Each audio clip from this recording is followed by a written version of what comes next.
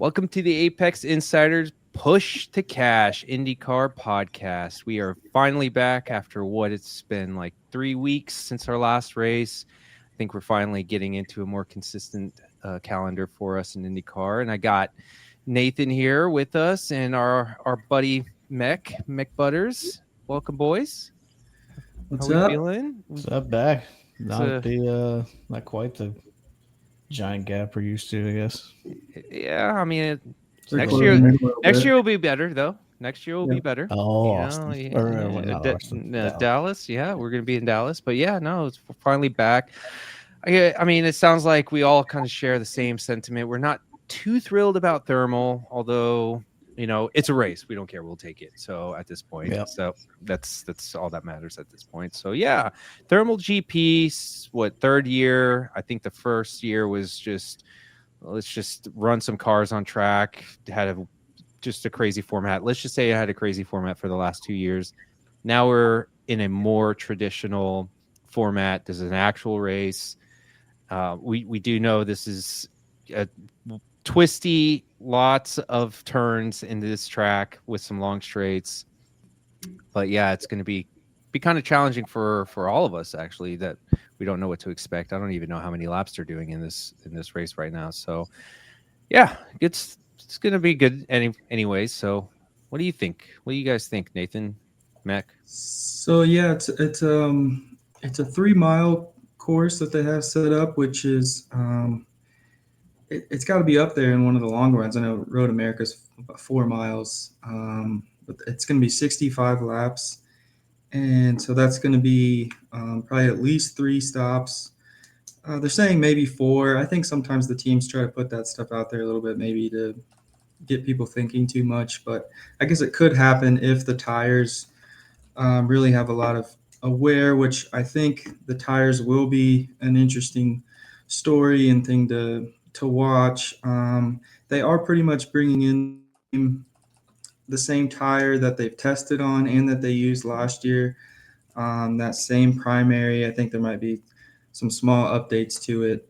And then they've never ran an alternate tire in testing or in the exhibition last year. So an alternate tire would be new. There's a lot of dust and sand that gets onto the track, and it's already kind of like they call it kind of like a grainy surface that's kind of weird. And so like we talked about last time with the weight of the cars and the hybrid, and you combine that track surface and that grainy sand and the grainy surface is going to wear those tires down quick. And so I don't. They're kind of predicting they're not going to make these full runs on gas. They'll probably have to stop for tires sooner, and so you probably see 3 to 4 stops on that.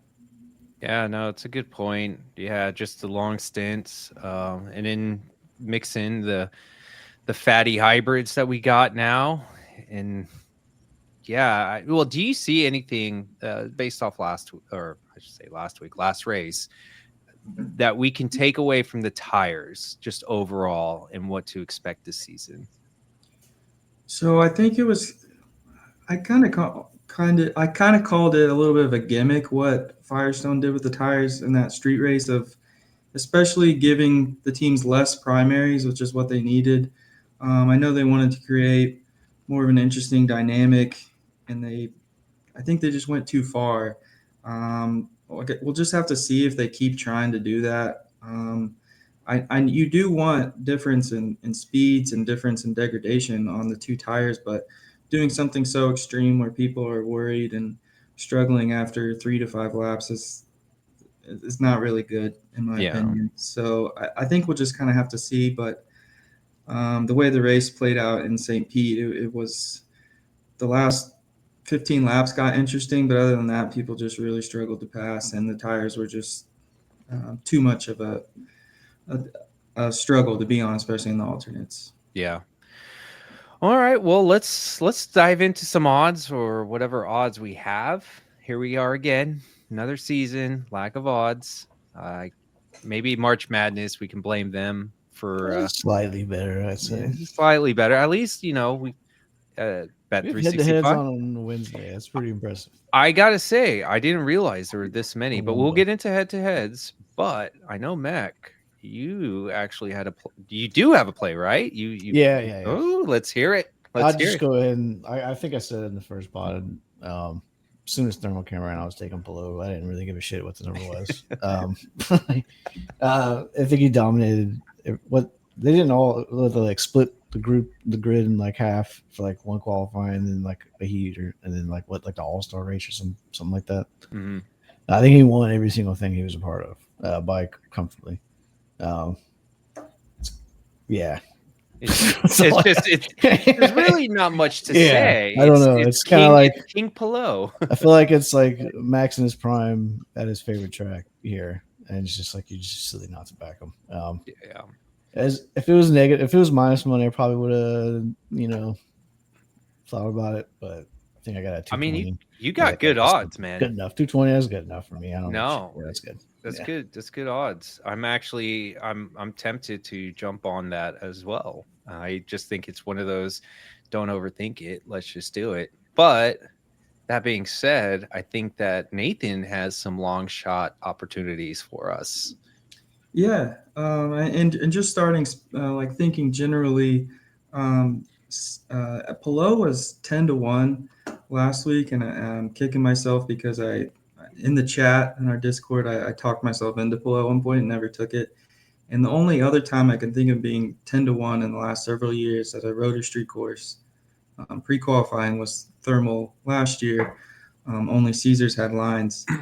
And I was really hoping Pelot would have a quiet St. Pete like he always does, and he would open back up Yeah. here at like a 6 or 7-1.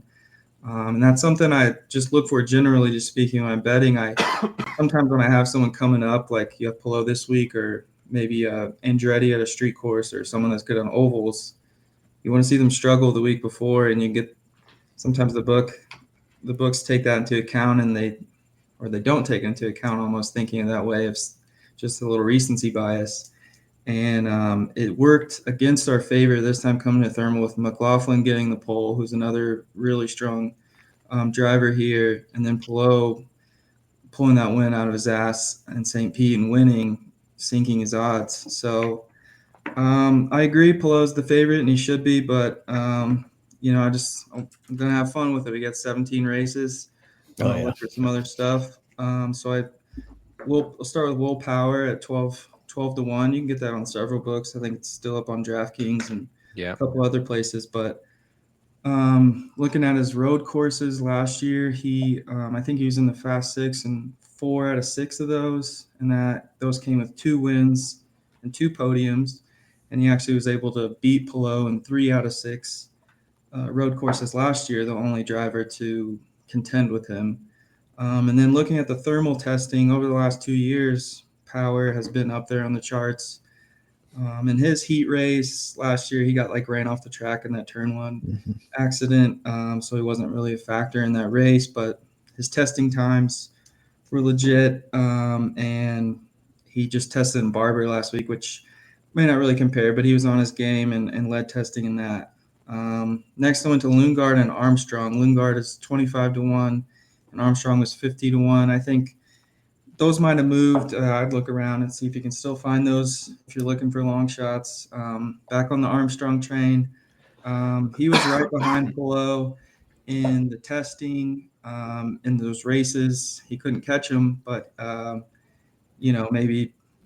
He was there. So at 50-1, Armstrong was really strong. Meyer Shank was strong. Ganassi was strong there. So still having that connection. Lundgaard, he was really good at Thermal 2 years ago and last year. I think had a top 2 testing time in 4 out of 6 sessions or something. So topping the charts at Thermal. He talked about him really liking this track.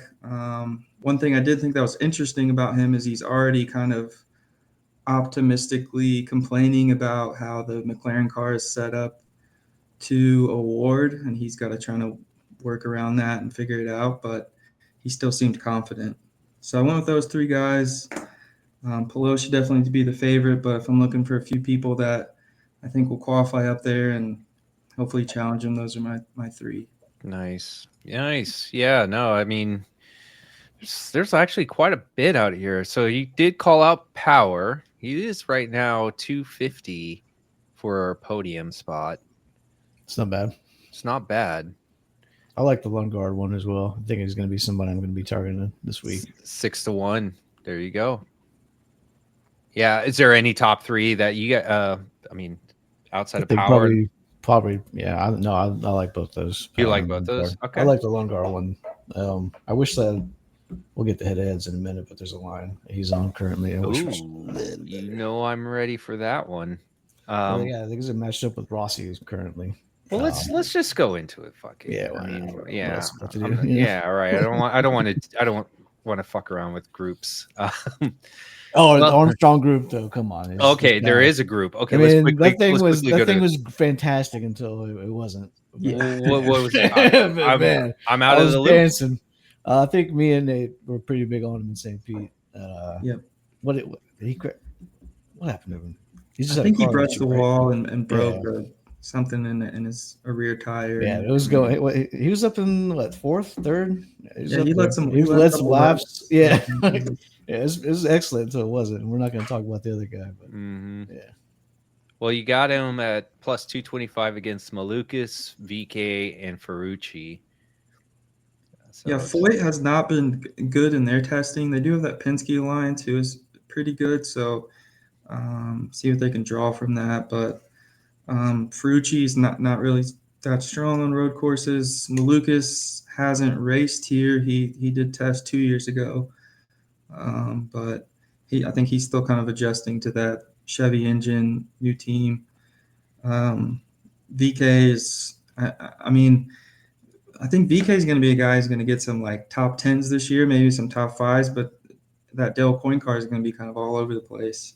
Mm-hmm. There's probably going to be some races where you just rent the car randomly breaks 15 laps in, and you might get some easy wins off that. But I like Armstrong there. Yeah, Armstrong same. Group D seems like the winner. The others seem like they're still kind of crapshoot because you got Ericsson and Felix and Lundgaard. Actually, that's a tough one.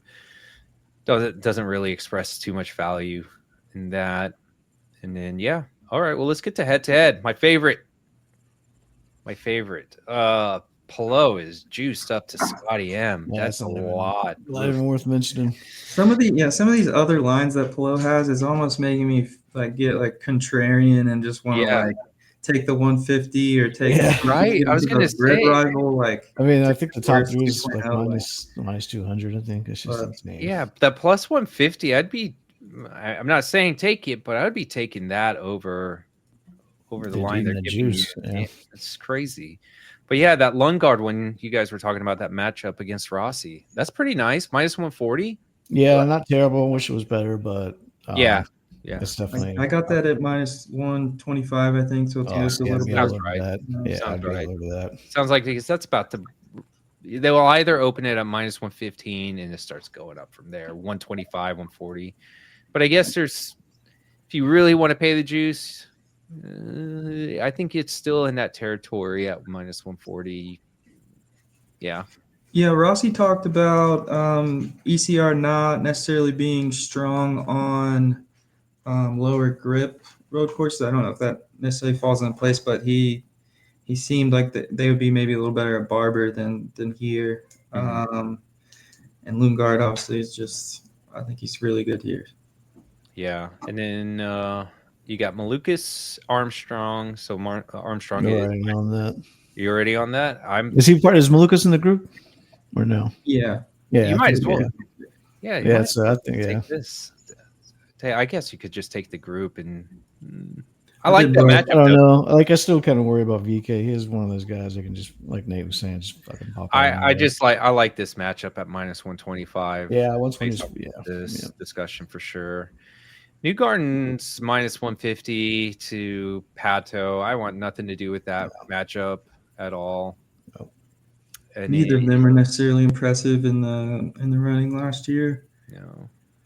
Marcus Ericsson is now favored a little bit over Felix, which I feel like you could just play some grid rival on some of these matchups. Don't love the head-to-head. I like both those guys this weekend, but I wish they were matched up with other people. Yeah. And then, they have Ferrucci favored at -125 over VK. What do you guys think about that? VK. I put a quarter unit on VK just to Yeah. more of a fade on Ferrucci. I didn't want to go too high because VK is just a little volatile, but I do lean Yeah. him Yeah. over Ferrucci. Yeah, same. Dixon -130 over Herta. I don't want anything of that one either. Both guys who just continuously rob me. Yeah. Yeah. Watch. Herta is going to win this fucking race. And I like, know. I'm you're just kidding. I have him written down. I haven't bet him anything yet. Still can't just take it looking at his name. I'm Not intrigued. yet. Not yet. I haven't got there yet. Not over the Be grieving patient. Let's period. be patient. Willpower, and then the last one is willpower. That's a lot for willpower. Yeah, I mean, I like the Right. matchup, but What? geez. Oh my gosh. Yeah, I'm kind of surprised that some of these the plus odds you can get on some of these guys. I mean, Yeah. they're not locks or anything, but you could throw a couple of those higher plus odd ones and just. I think because there's 3 or 4 of them out there. If like you put a little money on going on the dogs, and Yeah. I hit a couple of them. Well, that covers it. I think the ones, yeah, it's the VK, the Marcus, and then the Lundgaard. Which, by the time we get through to qualifying and everything Sunday morning, I'm Who knows? sure it's going to be completely different. So yeah, no, that's good. That's good. So that's it for all the lines. That's all we got. All right. Pretty much. Well, let's move on to Grid Rival, which Grid Rival is one of our favorites right now, I would say, especially with F1 this past week. And I know you got some plays on that, which I did tail on. I think on both of them. Yeah. Okay, right on. I'm extra thankful for Grid Rival this year with Underdog and Prize Picks backing out of IndyCar. So Yeah. really Right. glad to have Grid Rival. I was hoping by the time we did this that they would do their little midweek, mid-pack release that they did last year or last race. Sorry, that where we got to play some of these guys they don't normally get to play. We'll see if those come out hopefully tomorrow, and look out for those. But yeah, I went Ericsson better than 10.5. He led the small private test here last couple weeks ago. And right now, I think Ericsson's going to bounce back from last year. So right now, anytime I'm seeing Ericsson, a number around 10 or 11, I really think he's going to fit in that like 7 to 10 range. Mm-hmm. A lot of races again, like he used to.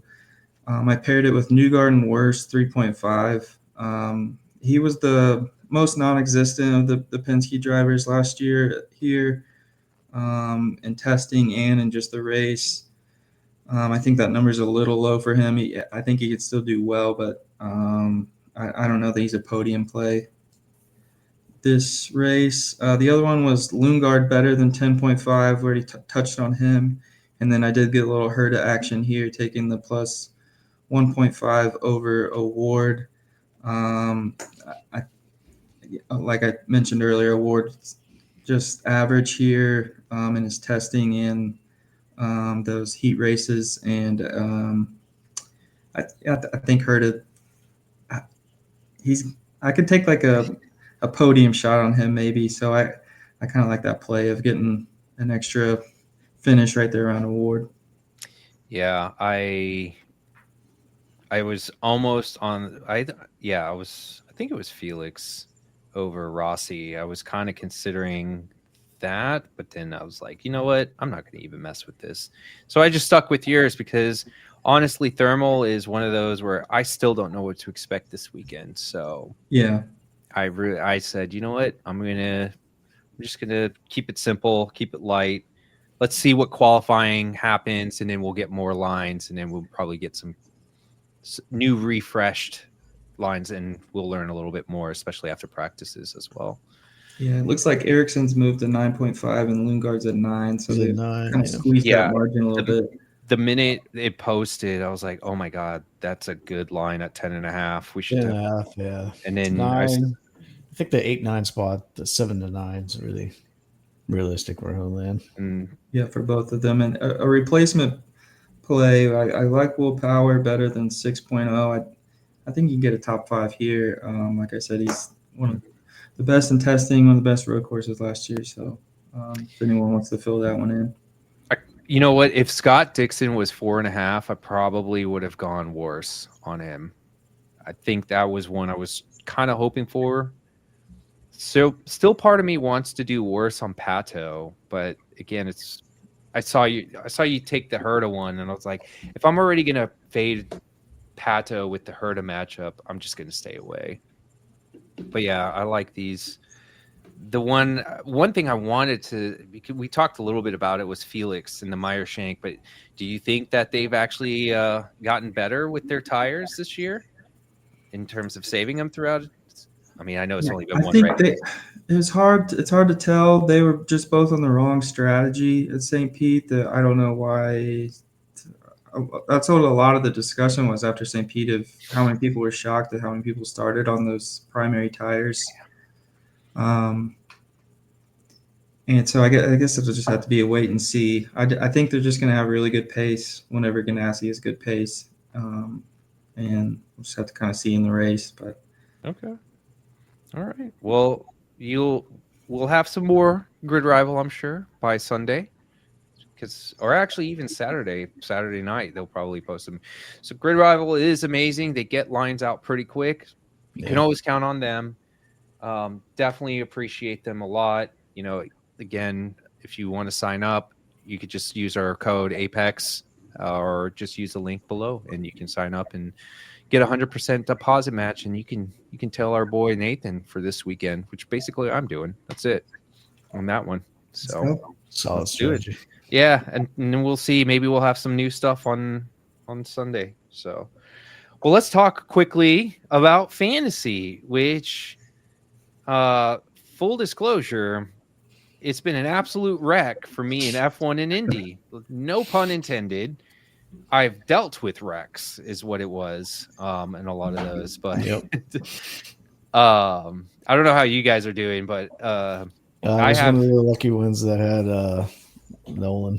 Yeah, because I had Nolan, I had Armstrong. Lasted a good 10 seconds. I think my best play though was Rossi. I had Rossi in. I only put him in for 3 races, and then Herta, of course. Herta was the other I put in there too. So disaster. I don't know if there's any value plays you think for anyone that is looking for a driver. I would be surprised if someone just did one driver in the top, but if there was any value you see in a driver this weekend, which I actually am just checking now to see. I haven't seen.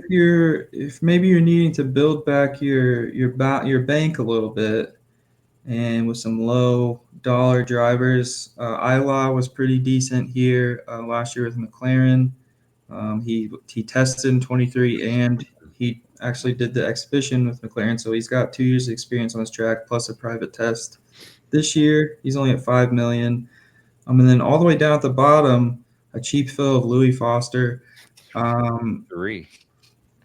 I mean, I just don't think he can go down much more. I don't think he got taken out on a lap 1 wreck. By the end of the weekend, Ray Hall put all 3 of their cars in the top of those heat races, and so they might have something to build on there. Then moving up, I would obviously like Lundgaard and Armstrong. Those are kind of those middle range drivers if you don't already have them. And then Pelot's probably going to be too expensive for most people to add at this point. Mm-hmm. But I like Will Power there a little. He dropped $2 million after the wreck in the first race, so there's might be a little room to gain some points and some bank back there. Well, my star driver is selected. We are all in on Armstrong. No boy, that's where mine is too. He's the man, dude. I'm telling you, I am so mad. Like, I was like, you're kidding me. Armstrong and Siegel go out, and then in F1, I think most people were going to have signs because of how cheap he was. I was like, I got to do it. Like, I just got to do it. Yeah. And he wrecks out. I'm like, are you worst wreck imaginable? We're repeating 2024, and then all of a sudden I'm going to have to claw my way back, hopefully get into the top 10. So we'll see. Well, cool, man. I like it. I see that we got some good activity. I mean, I don't have anything else. I don't think we've covered just about everything. Pick'ems, fantasy, and betting. So yeah, if you are listening, get into the Discord. The boys are buzzing always in the Discord. You can always tag, Mech, Nathan, Bet Indy, myself. We're always chatting, and just the people in there too. Always line shopping. Always line shopping.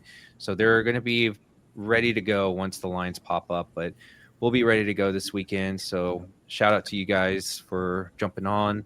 Thank you so much, and let's have a good weekend. Let's make some money. Yeah, Ready for it. we avoided her day, so Yeah, shot this time. he's gonna win. Mark my word, he wins this weekend, and we're gonna be so freaking mad. All right, guys. Well, this was fun. Yeah, see you guys. All right, see ya.